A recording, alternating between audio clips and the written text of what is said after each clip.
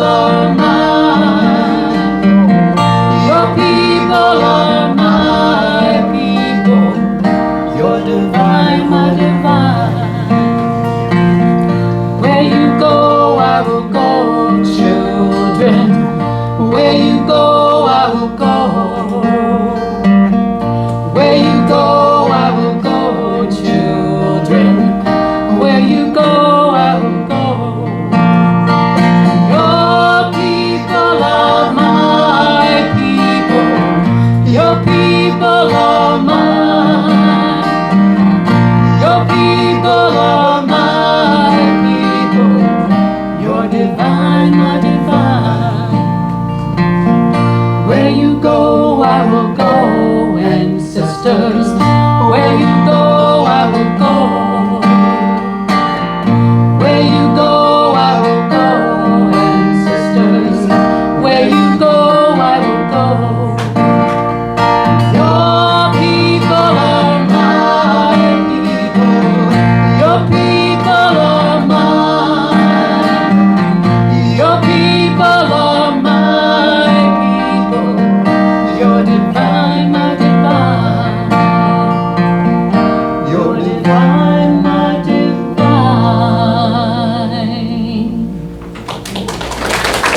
This is one of Elandria's favorites. It most certainly is one of Yolanda's favorites. Let's give the Little Brother and Sisterhood a big round of applause.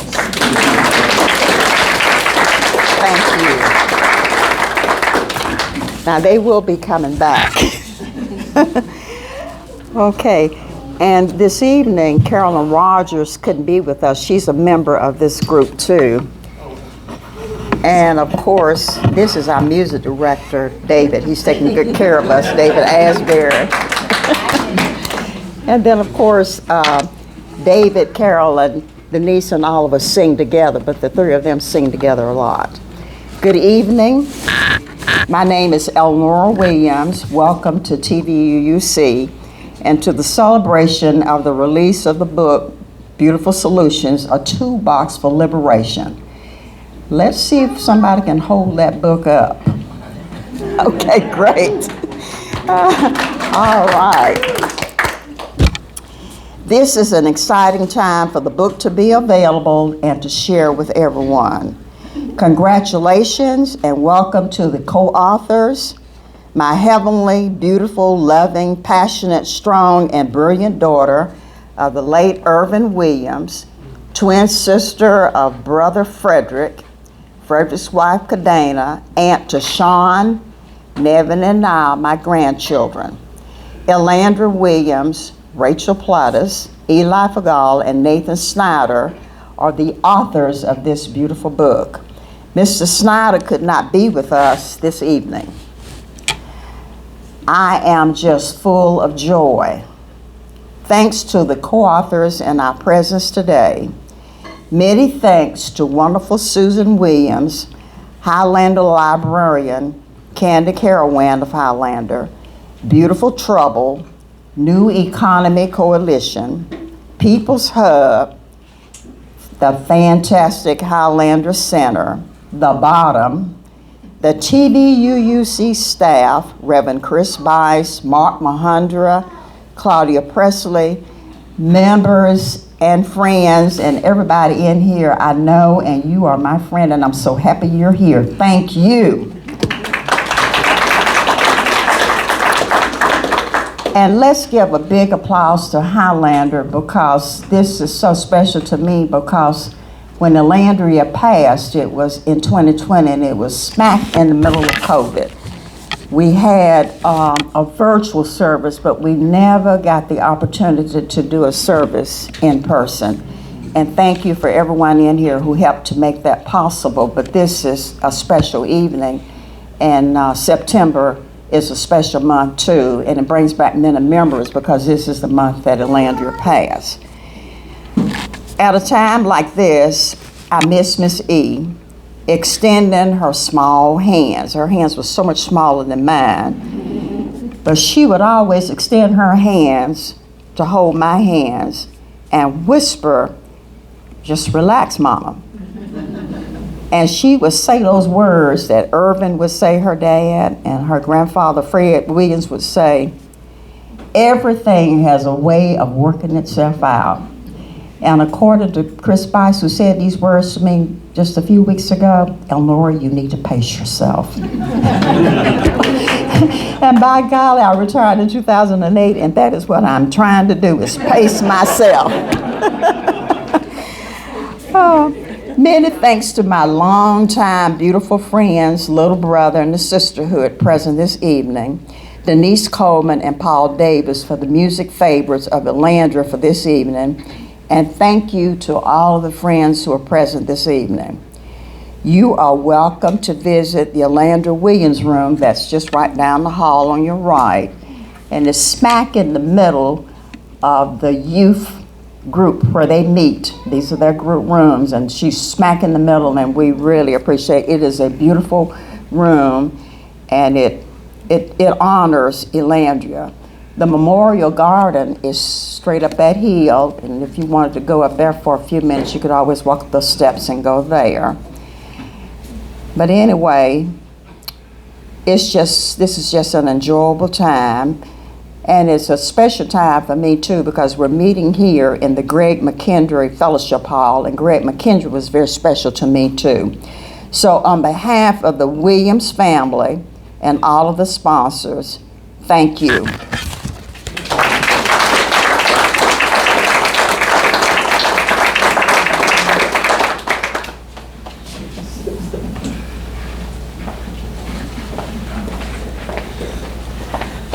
So thank you, Elnora. I'm Susan Williams. I work at the Highlander Center, and Elnora and I have been pulling this thing together, and I just feel like it was meant to be, that it was September at our homecoming. Rachel and Eli could come, and we're the only place that has this book in the world because it just got published to send to us.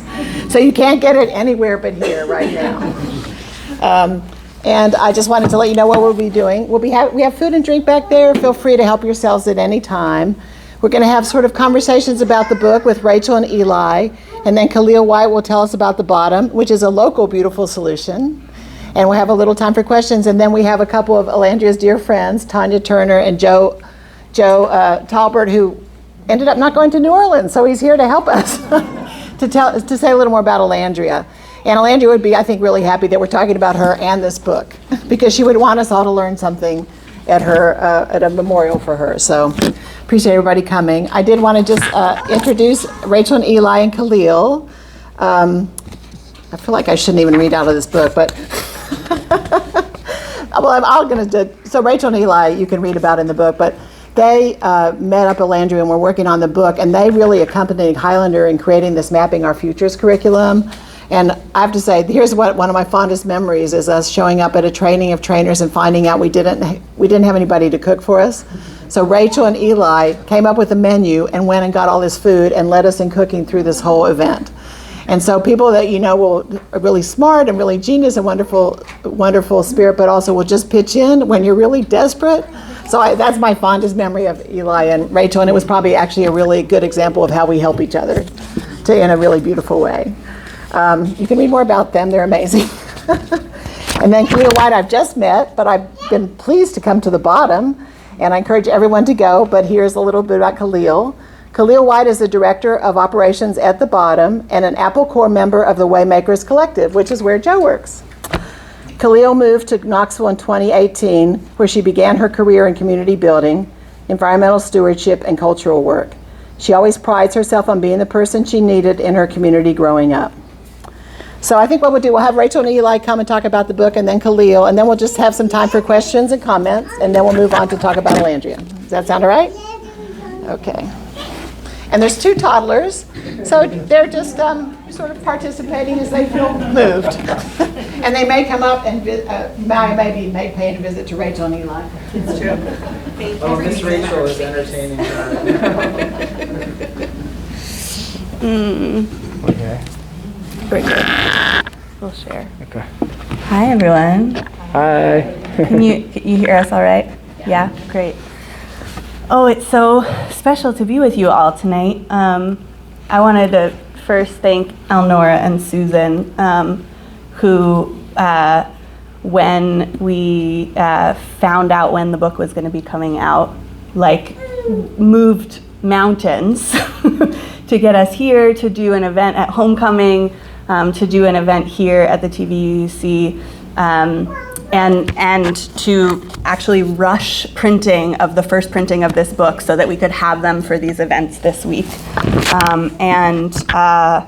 Both of those places, Highlander and this very place, we've had long, beautiful, sometimes excruciating meetings working on this book, which was such a long labor. And do you want to go get her? Yeah. we might have company with us up here. And turns out it didn't work. Come on over. Yeah, come on over.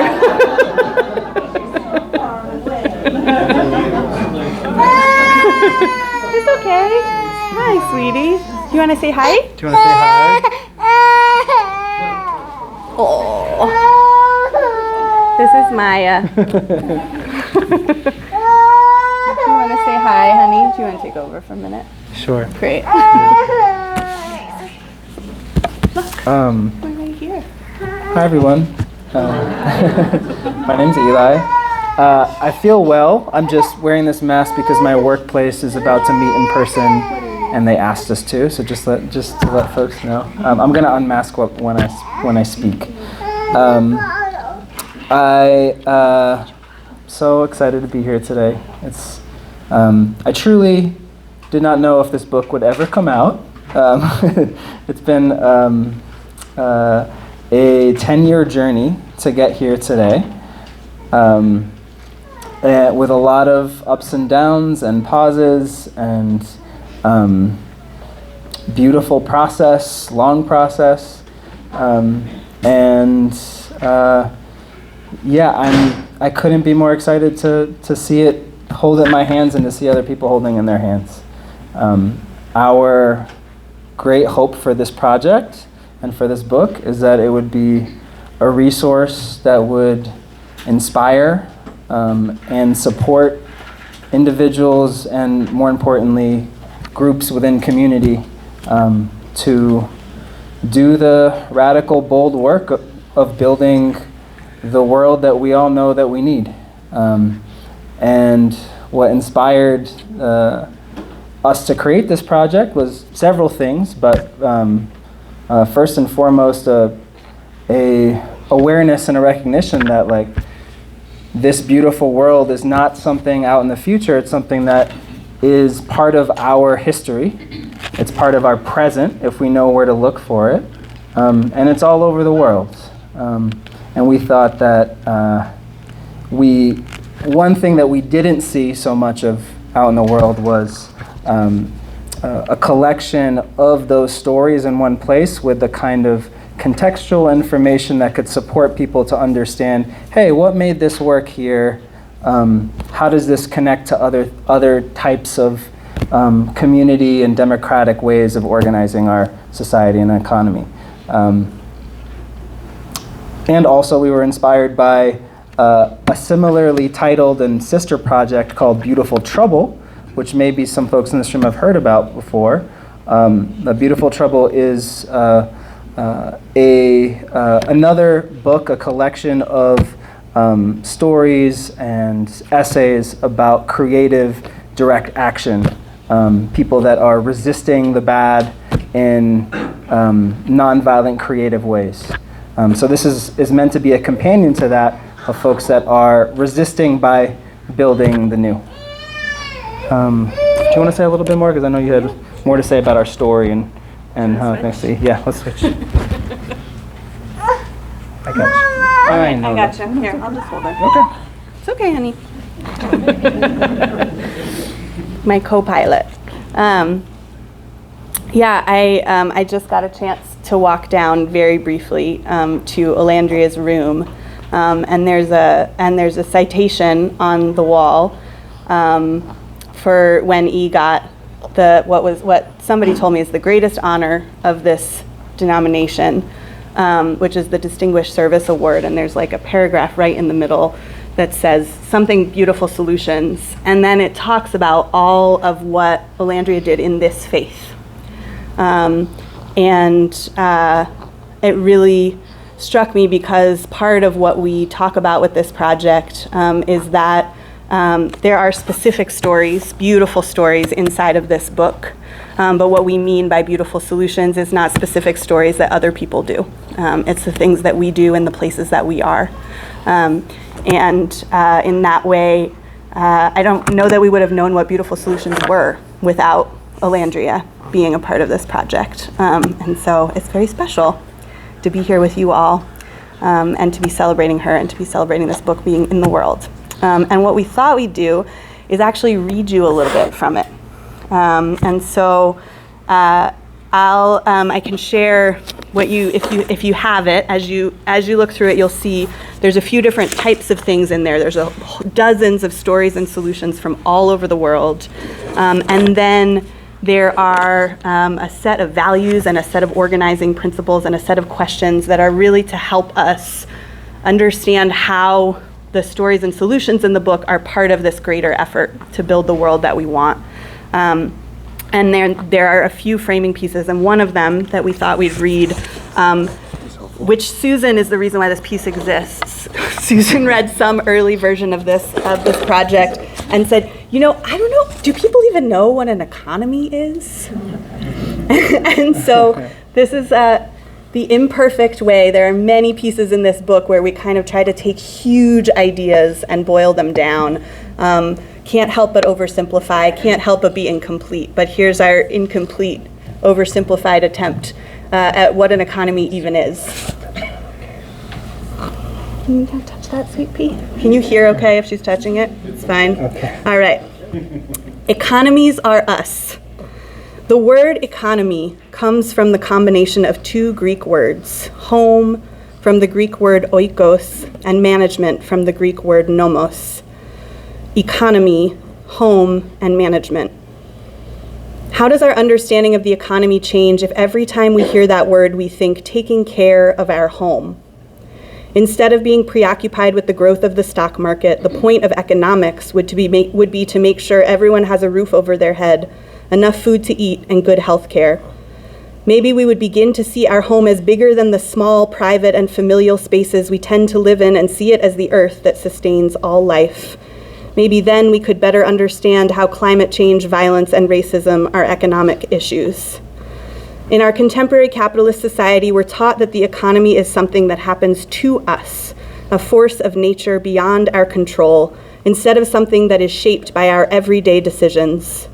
How often do we hear phrases like the housing bubble burst or the economy crashed, as if one day the economy just decided to slam itself into a wall?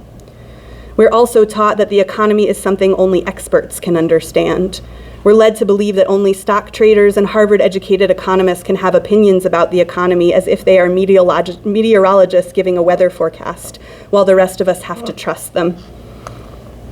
But the economy is not the weather. It is a series of choices people make. This means that the economy is intrinsically bound up with another important concept, governance.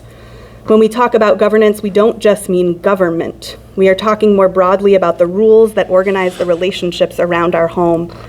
That home could be an actual household, where governance might involve how a family makes budgeting decisions. That home could be a factory with several dozen workers, where governance is about how those workers manage their shared enterprise. Or that home could be an entire society, where governance is about how thousands or millions of people make laws and rules about how they want to live together. It is common. Mama's right here. Rolling with it. It is common for people to imagine that economies operate through an invisible hand beyond human control. And it is true that economies are complex, dynamic systems with so many moving parts that they can be hard to manage or predict. But there are important ways in which we can shape and guide them. The story that the economy is out of anyone's control is convenient for those in power because it prevents others from holding them accountable. Similarly, if we think all matters If we think all that matters are exchange rates and stock indexes, people will forget to dream together about beautiful solutions that prioritize the health and well-being of our communities. All this is to say that we have some unlearning to do. We are not just along for a ride. We are capable of designing and redesigning the ride to get us where we want to go, a world of abundance where our home is taken care of and everyone has what they need to live long, healthy, meaningful lives. To summarize, Beautiful Solutions is a collection of tools for transforming the economy and how people can co-govern it. When we talk about the economy, we are really just talking about how we hope to take care of our homes. Switch back? Yeah, she wants to go outside. Okay, great. We're going to switch back. Great. So, when Bob was When talking. Baba's talking. So in addition to essays like that provide a little bit of an overview, the book is full of stories, which are case studies from around the world, most of which were either written directly by people involved in those stories or were based on interviews with those people who then had the opportunity to review our drafts and sign off on them. That was an important principle for us in the project is we wanted to make sure that we weren't extracting other people's stories, that this project was made in partnership for our movements and by our movements. So in addition to those stories, there's also something that we call solutions, which are basically profiles of the strategy behind a certain story. So for example, there might be a story about a cooperative, and then there's pieces about different kinds of cooperatives in the book. Like there's a piece on social cooperatives, and it's kind of an overview of that particular strategy. So we call those solutions. And then there are values, organizing principles, and questions. These are kind of, values are what makes a solution beautiful. Organizing principles are, okay, like how do we actually do this in the real world?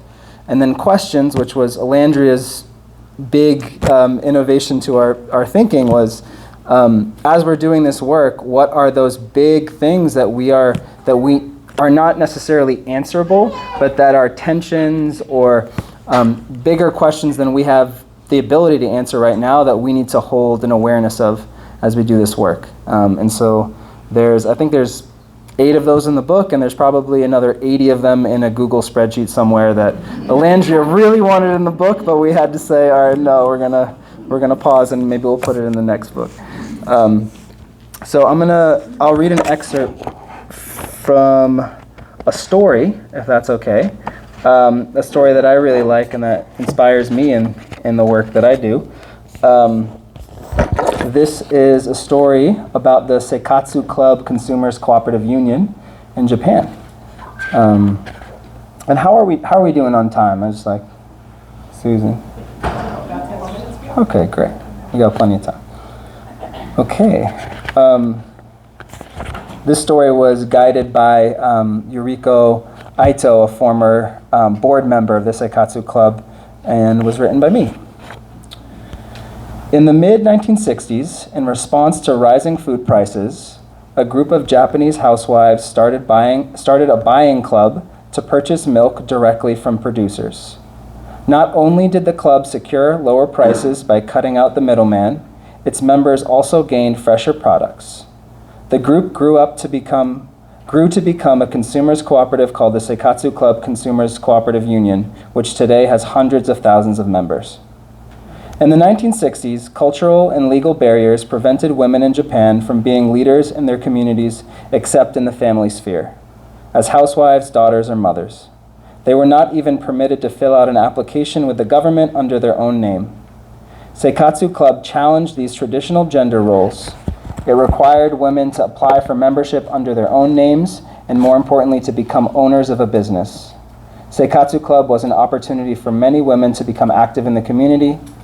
Today, 95% of its 4,200,000 members are women.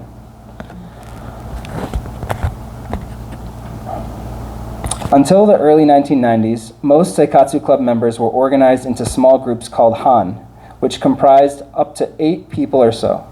In these units, members would collect money, place orders for milk and other items, and coordinate deliveries. The Han was also a forum for members to express their views and wishes. By involving themselves in decisions around purchasing milk, the members grew interested in understanding the industry. They asked themselves why Seikatsu Club was able to lower prices and why mainstream milk was so expensive.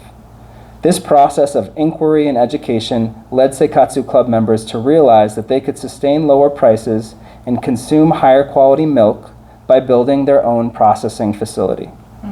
To raise the money necessary, the club issued bonds to borrow money from their members and established the first milk factory in 1979. After 10 years, Seikatsu Club was able to repay all the money it had borrowed. Today, it is able to finance new projects on the contributions of its members alone. Every month, each of the club's members pays about $10. As of 2021, over the course of a year, this has added up to about $365 million a year. Let's see, I don't want to read the whole thing. As with other cooperatives, the Seikatsu Club is governed according to the principle of one member, one vote. However, the club has taken the ideal of participatory democracy to another level, seeking to make governance as community-centered as possible. The largest body for decision-making is the General Assembly, which meets annually and as needed. Beneath that are regional units called primaries. This decision-making structure ensures that every member has an opportunity to be heard.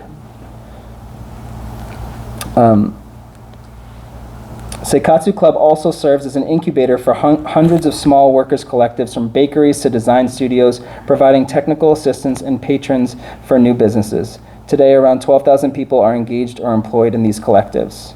The founding members of Seikatsu Club had a saying: if you're cooking and you open the pan, you will find politics. In order to sustain the beautiful and innovative alternatives it created, Seikatsu Club also had to work to change laws and policies. This was realized early on. Since 1979, the club has run candidates for local assemblies through the Seikatsucha network. Today, about 80 club members are elected at different levels of local governments. Seikatsu Club is a model for consumers in Japan and throughout the world.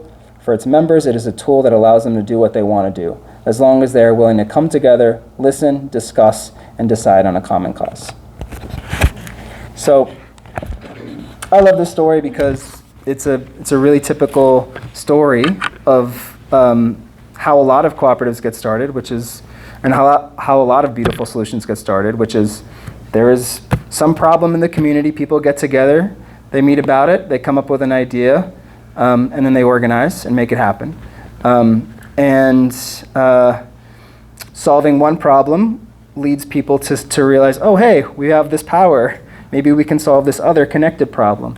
And I just love how it's evolved and how powerful this women-led cooperative consumer co-op is. So thanks for hearing that. And Rachel, I wonder if you want to come back and we can read together an excerpt from Elandria's words. So we are almost done. We'll read you just a tiny bit more. I'm going to move over a little bit. In the very back of the book, we have a bunch of excerpts from conversations that we had with Elandria. They're really beautiful things that Elandria has to say about power, mostly. And I'm just going to read a little tiny bit of it, and then we'll see if we have any time left for questions or anything. What do we mean when we say we have power? When I think of power, both personal and collective, it is not the ability to get what I want. I think of power as what allows me to be rooted in love of self, love of community, and a willingness to be firm in the face of adversity, in the joy of life, and in the belief that I am beautiful, glorious, and divine in all the ways. Collective power is our community's ability to thrive. Power, to me, is a spiritual force that one has. It is what we are guided by. And I think this is one of the places that taught Elandria that. Do we have a few minutes if there's a question or two? We're going to do questions after. Questions for you all, and we'll have Kalil talk about the bottom. Do a couple questions now? Yeah. Okay, great. Anybody have any Questions or comments? questions or comments? Yeah. Can y'all say your names when you? I'm Terry. Hi, Terry. I'm just curious, how did you go about collecting the different organizations? I mean, what was your guidelines for doing that? Mm-hmm. How we went about collecting stories. You want to go first? Yeah, a great question. It makes me think of one of the book sprints that we did with Elandria early on when Elandria joined the project in Pensacola, Florida, in Elnora's family's house, where the three of us in our work, like the work that I do, I've been staff at the New Economy Coalition, which is a national network in the U.S. that is trying to support the solidarity economy movement. So through that work, and Rachel also used to work there and has done a lot of other kinds of organizing work, and Elandria has been in the solidarity economy movement for 20 years. So through that work, we have a lot of relationships and we know a lot of stories. And so when we came together, we organized, we decided, hey, we need to organize the economy somehow. So we chose 11 sectors of the economy, which you can see in this book. And within those sectors, we're like, all right, what are those stories that people really need to hear that they don't know about yet? And how do we prioritize stories from the global south? Because we want to make sure our communities are learning from the rest of the world.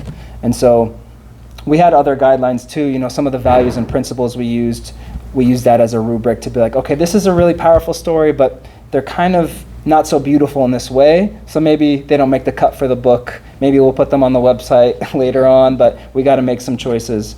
And we had, I don't know, like hundreds of Post-it notes up on a big wall, and that was the first draft. And we went through many iterations, and we had advisors in each of the sectors, and those advisors looked at it, gave us feedback, and eventually deadlines also made us have to make some decisions about what could be put in the book and not. Yeah, anything else you want to add to that? Just that, like on a daily basis, we hear stories or remember stories. We're like, I cannot believe that's not in here. Yeah. And so we are really committed to this being an ongoing project. We will have a website where most of the book content will live, and we'll continue to add stories and solutions to that site. And so if they live in this room, which I know that they do, we want to hear them and we want to put them in the project. There's cards on the table with pens, so if you would like to write down something about a solution you would love to talk to them about, please do. We have plenty more cards. That's right. Just like write what it is and how we get in touch with you. Maybe one more? Yes, Joe. I'm curious what surprised you all in terms of either the content or the process, however you want to approach it. I'm still thinking if you got anything. I mean, so many things. I think one thing is, like, how many people in this room have worked on books before? It's like the surprise of it is like how it can like start as this like, oh, what a fun idea. That'll be great. We'll like take a couple weeks off vacation and we'll write a book. And here we are a decade later. And that part of why it started as that casual kind of seed is because we were living inside of these communities who were living so many of these stories. And so it's like, great, but then we wanted to really honor folks and make sure that we heard the stories from them. And so that meant one layer of complexity If they spoke another language as their first language, another layer of complexity. And then we wanted to make sure that we were covering all different geographies, covering across the intergenerational spectrum, and really showing that this work can happen anywhere.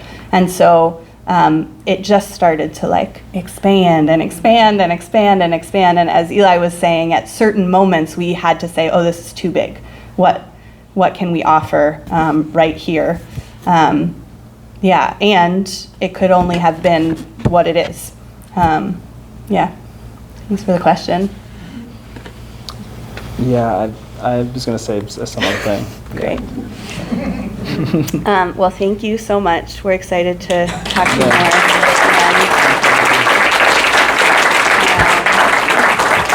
And we're excited to hear about another beautiful solution in the room. Kalil. Get better of you or not. Your book.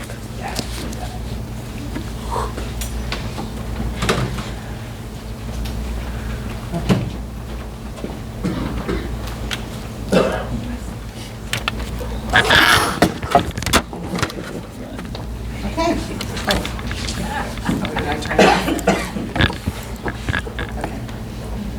It'll be, we have a beautiful video of the bottom for you all to see it. Who's been to the bottom?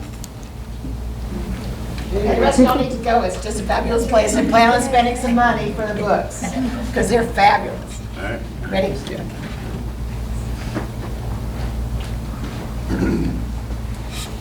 Located in East Knoxville, The Bottom is a nonprofit cultural organization serving the community through its Black affirming bookshop and arts programming. Rooted in place justice, The Bottom stands to build communities, celebrate culture, and engage the creativity of Black people in Knoxville. Founded by Dr. Nkechi Elamine, a local sociologist studying race, place, and Black communities, The Bottom was named after the Black neighborhood in East Knoxville that was demolished in the 1950s by urban renewal and institutionalized racism. Rooted in community interviews and archival research, some of which is on display in our space, her work uncovered a resounding feeling of displacement and loss of space amongst Knoxville's Black elders and youth. Dr. Elamine decided to make a positive impact in the community by reclaiming that space, and eventually The Bottom was formed.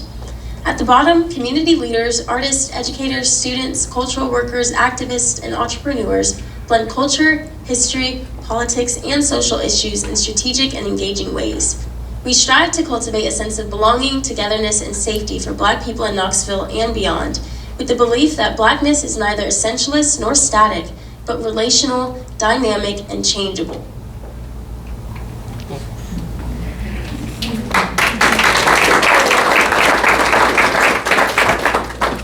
So thank y'all for having me. So I'm nervous around speaking, so I might slow down, but just bear with me.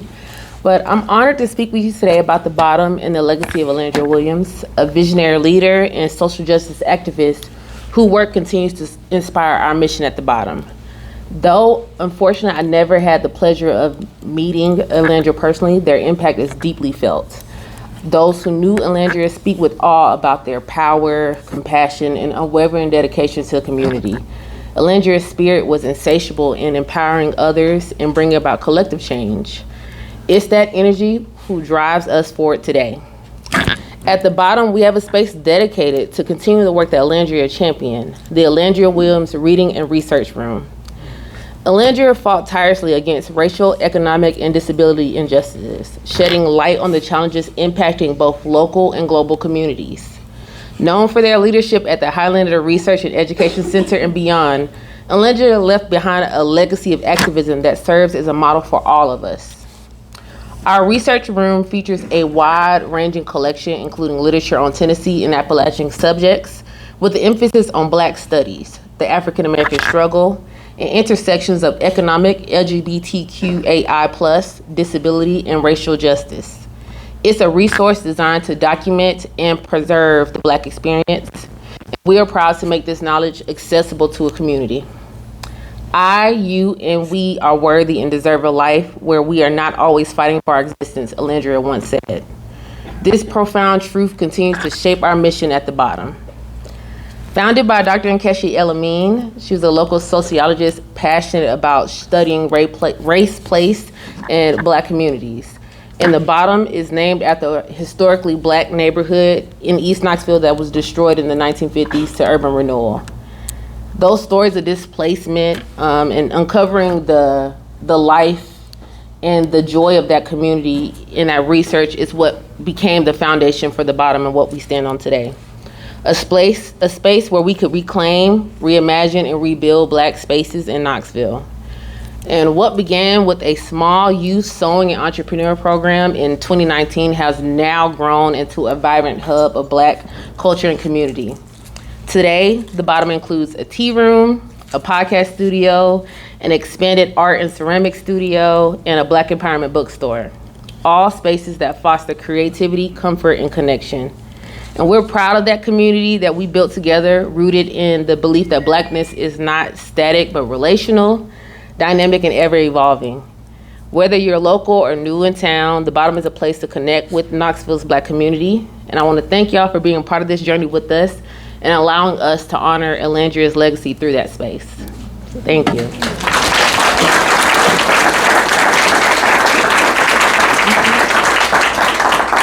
Any questions about the bottom and the things we do? I want you to put in a little plug about your building fund, because they have this beautiful building, and it's an old building, as we know how those are, so please let people know about that. Yes, so we just had our building maintenance fundraiser, and it's just a way to really preserve our space, as we understand space is a hot commodity here in Knoxville, and we've been very fortunate to own the building that we're in, but it is a century-old building, so as we continue to grow and add programming and expand a lot of the things that we offer to our community, we understand that the sustainability of that place is so important. So we started this fundraiser to help us kind of build up a reservoir of funding in the event that we have a huge catastrophic thing that we can't get out of. If you follow the bottom before, each summer we've had some type of infrastructural situation that has caused us to kind of slow down and close our doors. And fortunately this year, we have not had that happen. But with that, we want to make sure that we have some funding to, in the event that it does happen, that our community is not stopped from getting the resources in the workshops that we offer. So if you would love to donate, we have that through our PayPal, Venmo, and other payment services, but also via check or in person, just to continue to push that fundraiser forward. We started with a goal of $20,000. We're currently sitting at $11,000, so halfway there, but we're still trying to push that forward. Thank you.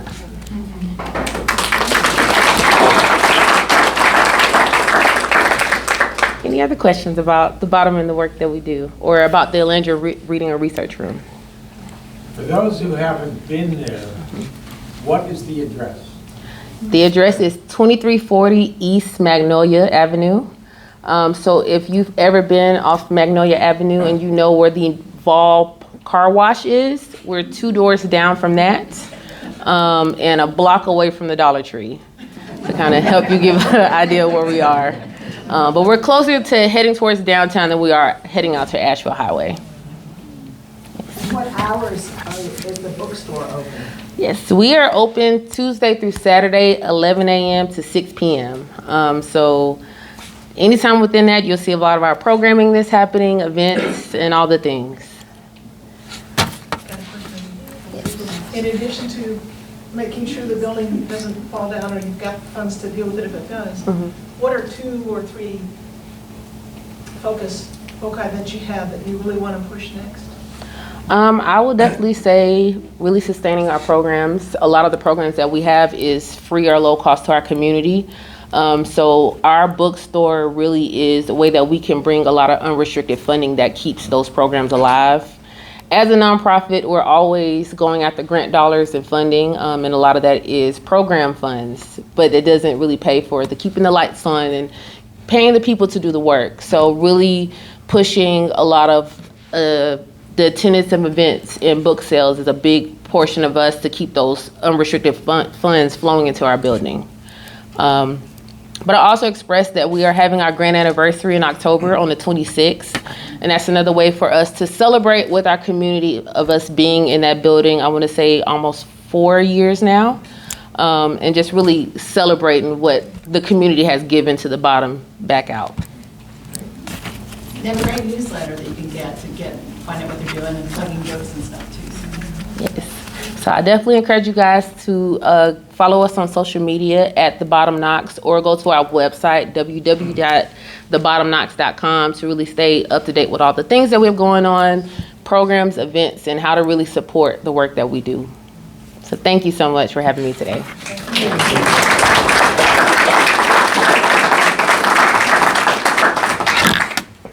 We're gonna have another song by our wonderful musicians. Is that okay? You ready? You're ready?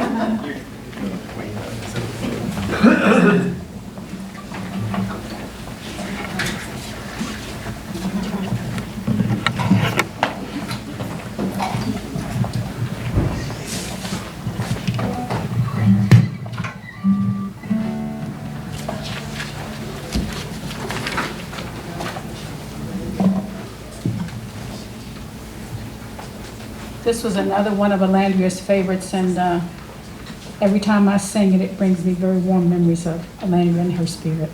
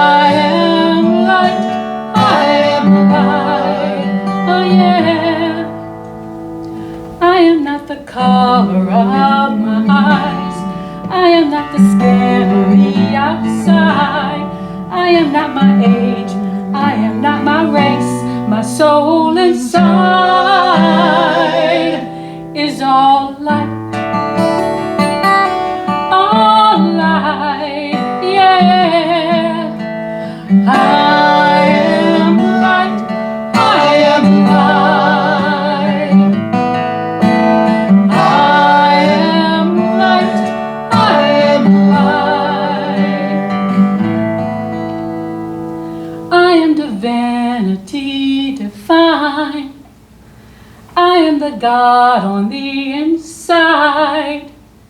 I am a star, a piece of it all. I am light.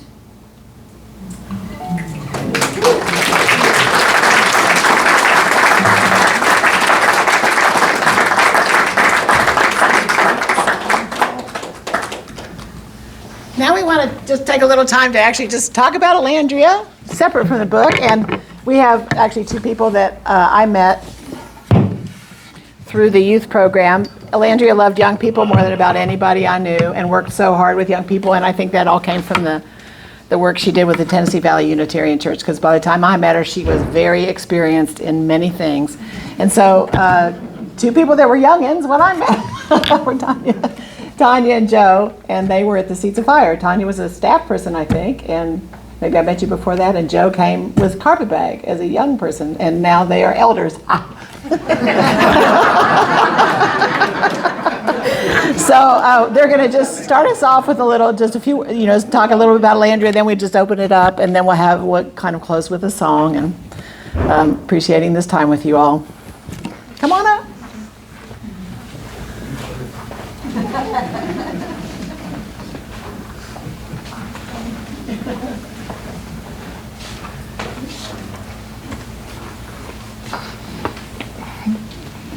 Susan, we're olders, not elders.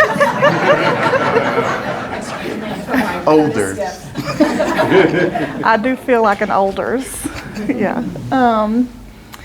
Yeah, I tried to do some quick math, and I think it was about 18 years ago that Elandria took me under their wing, and I think it's probably impossible to overstate the influence they've had on my life, and I'm sure a lot of people in this room can relate to that. Even if you saw Elandria grow up, I bet they had a profound impact on your life. Okay, you're sorry. Gotcha. I was a little East Kentucky first generation college student at a spring break camp, and Elandria was running an anti-oppression mixer and had us talking to each other, and they overheard me talking, and they come up and they said, "What's your name?" And I thought I had said something wrong and I was about to be corrected, and Elandria did corrected my path many times in my life, and I'm so grateful for it. But in that moment they said, "Where are you from?" I said, "Bell County." And they said, "We're neighbors. I need your number. I need to know you. We're neighbors." And that was that. And we were just, Elandria's family immediately. And that's how I came to be family with Joe. We were both a part of Elandria's first Seeds of Fire Advisory Committee when Elandria came to Highlander and decided, oh, this is a youth program. It's going to be ran by young people. Guess what? And took us to a Theater of the Oppressed gathering, took us to Southern immigration conferences as young little rural and deep South kids, and trusted us and listened to us and introduced us to people as if we were as important as anyone else in the room. And I like to say that Elandria taught me to fly, because they literally taught me how to pack my bag to fly on an airplane and how to make sure we didn't get hung up in the security. It's like, we do not have time for that, so this is how you pack your bag. And Elandria used to say that they one day wanted to be a foster parent, but they were a foster parent most of their life. Probably Elnora would even say when they were young. They fostered and mentored and loved so many of us so deeply. Our birthdays are 3 days apart, and so I got to celebrate my birthday with Elandria many years at Seeds of Fire Camp, because Elandria always scheduled their own programming over their own birthday. And that first year, we just had a little birthday dinner and dance at the end of the day for ourselves. And one of the young kids said, "Well, I've never had a birthday party." And so from then on, it was the annual everyone's birthday party. And we made art for each other and affirmation notes. And from then on, everyone had their birthday party at Seeds of Fire Camp in the summer on Highlander Hill. The last thing I want to say is just how special it is to see this book, and to know that it came straight to Tennessee, hot off the press. Elandria is how I got to know Eli and Rachel, now Joe and I get to work together. All these years later, I use popular education that Elandria put in me, a seed truly put in me that I get to use right now in my community philanthropy work and healing justice work which Elandria introduced me to. Elandria was the first person who asked me about my sexuality on a spectrum and helped me understand my own queerness. And I get to work with queer people all over the country on healing justice now. So my life is just profoundly influenced by their life. And I was FaceTiming with Elandria from their hospital room one day in 2020, in September. And they were talking to me about beautiful solutions, among many other things. And they said, we want to put sexy sex ed in it. So, and I was like, okay, you know, and we talked about so many things.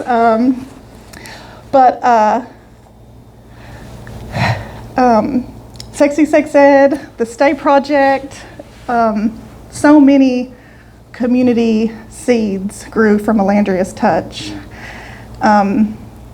And Sexy Sex Ed is a rural sex ed collective I got to start that Elandria held my hand through, even when she was scared about it. And they said, okay, well, we can't say these things, but we'll say this. And if kids ask this, we'll get, you know, it's like at a young people's camp, Elandria, they had all the questions.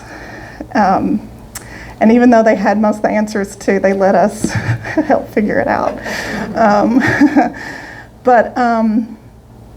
Yeah, the day after that FaceTime, which was just like, you know, Elandria is just silly, present, and yet so in the future. Like, I have no doubt that Elandria was the first one to see this book in print. Elandria was always in the future, and that energy brought us all toward them and made us want to meet them there in that future. And I think we will eventually find them there. And they're doing something really incredible right now, wherever they are. So yeah, thank you all so much for continuing to breathe life into this project and honoring E with this.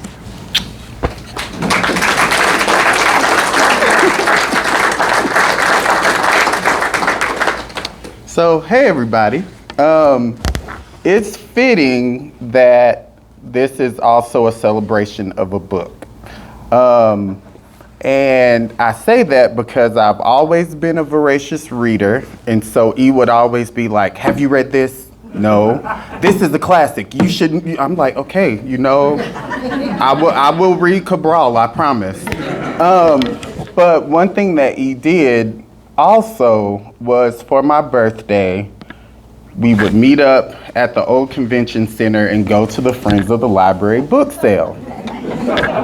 And I would come home to my parents' house, mind you, because I was not out on my own yet, was a teenager, late teenager. And my mom was like, do not come in this house with any more boxes of books.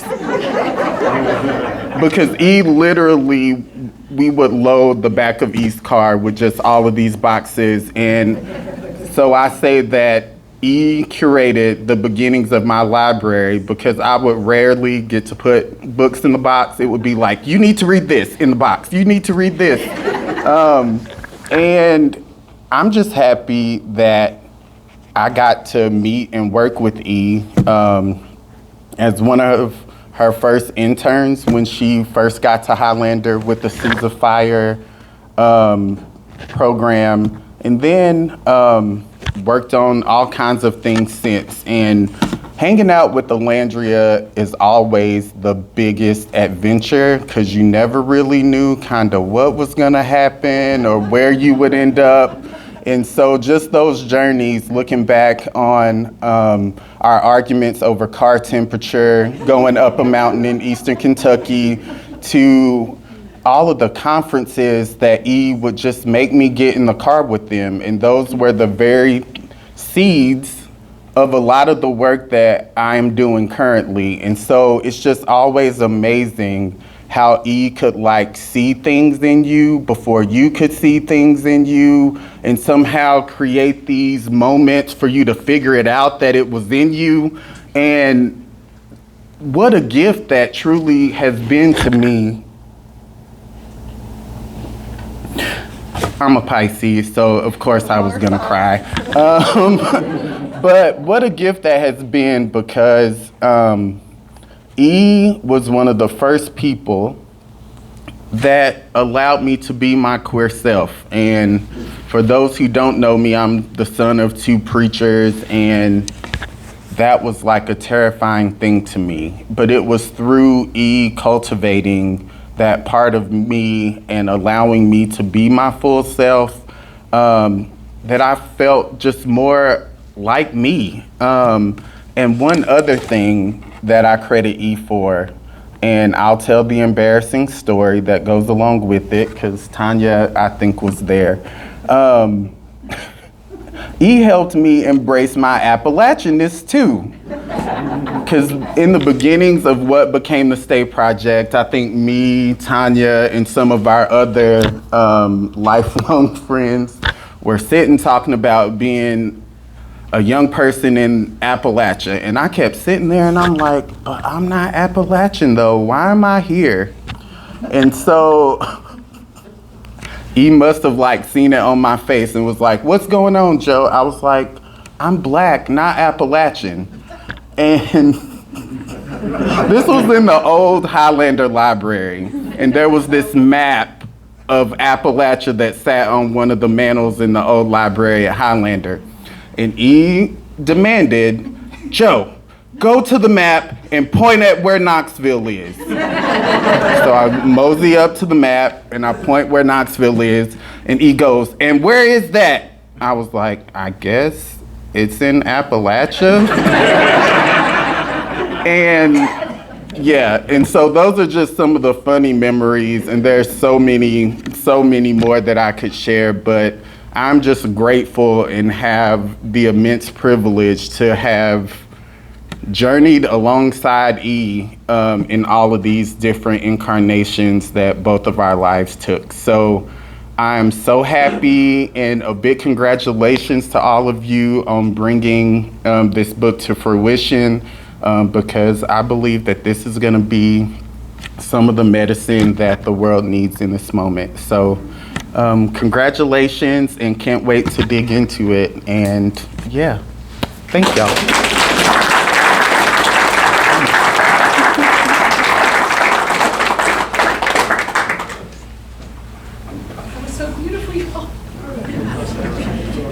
Anybody else have anything like just burst in to say about Elandria?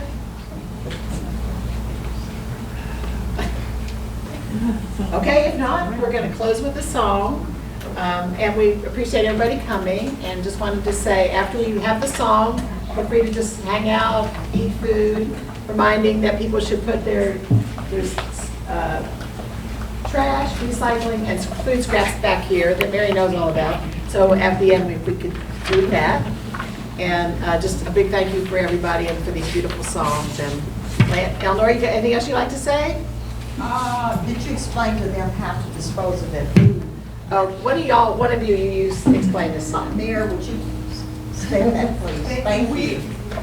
TDUUC has been a great sanctuary since 2011. Part of what we do with that is try to minimize waste, do a number of environmental things. We can always do more. But you've got 3 little bins up here. This is a bin for recycling things.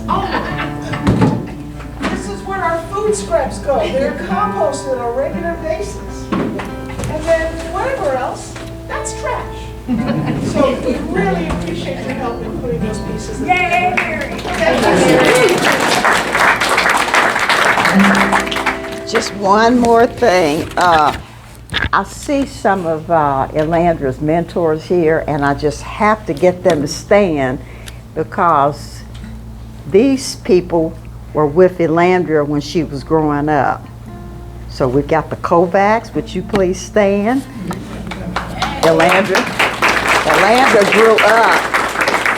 Elandria grew up with Susan and Peter's son, Susan and Jeff's son. Peter did, and their daughter. Thank you. And then we have Kathy and Jeff, and they were members of this church, and now they're at the foothills. But it's people like Rob Shiriko, Kathy Shiva and her husband. Then we got Rob, and then we have the Usseltons. all of these people mentored Elandria. Would you all please stand?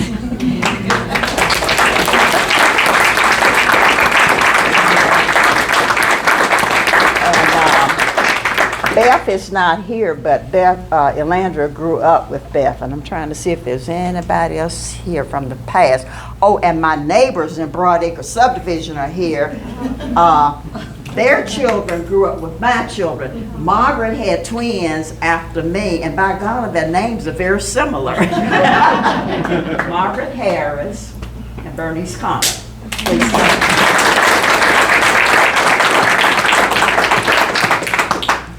Can I just say one more thing for the song? So Yes. we have more books for sale outside, and Rachel and Eli are around, and people would like to get them signed. And no need to rush out, although we know the debate's happening, so feel free to just linger as you like. Thank you so much for coming, too. Thank you very much. All right. Yeah, sing along with us. Ain't you got a ride? Ain't you got a ride? Yes, we've all got a ride. Yes, we all got a ride. Yes, we've all got a ride. Yes, we all got a ride to the tree of life. My life would be sweeter. Ain't you got a ride? So sweet someday. Ain't you got a ride? Yes, we've all got a ride. Ain't you got a ride The tree of life. You can tell my dear mother. Ain't you got a ride? Yes, tell my father. Ain't you got a ride? You can tell everybody Ain't you got a ride about the tree of life. So rocky was the road, Ain't you got a so ride? dangerous the journey. Ain't you got a ride? Yes, we've all got a ride Ain't you got a ride to the tree of life. There's homes for the homeless. Ain't you got a We ride? can feed all the hungry. Ain't you got a ride? We can feed all the little children. Ain't you got a ride to the tree of life? You can tell my sister. Ain't you got a You ride? can tell all my brothers. Ain't you got a You ride? can tell it to the world. Ain't you got a ride to the tree of life? Oh, ain't you got a ride? Ain't you got a ride? Yes, we've all got a ride. Ain't you got a ride? Yes, we've all got a ride. Ain't you got a ride to the tree of life? Yes, we've all got a ride to the tree of Life.